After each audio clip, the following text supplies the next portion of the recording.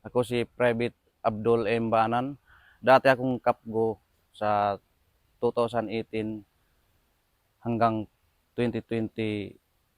Dalawang beses ako nanalo ng Best Kapgo All Philippines Award sa 2020 at saka sa 2022. At saka maraming salamat din sa pagtulong sa akin ng Special Force sa akin kasi doon ako talaga nakapasok sa pagtulong ng si Sir Tagori at saka si Sir Ramos, pati si Chief of Staff na ngayon si Sir Montoya doon sa First Division. Sila talaga yung nagtulong sa akin. At maraming salamat din sa 41st kasi yung naabutan ko pa man sila sir dito, hindi pa ako kapgo dito hindi pa ako sundalo. Sila yung nag-alalay sa akin dito sa totoo lang.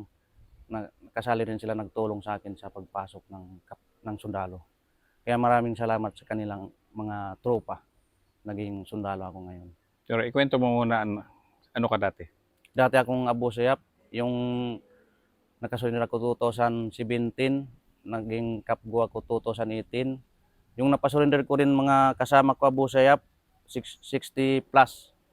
At saka na yung naging Best Kapgo Philippines Award ako, yung na-rescue namin yung hostage, yung taga-Tukuran, yung babae, at saka British yung lalaki.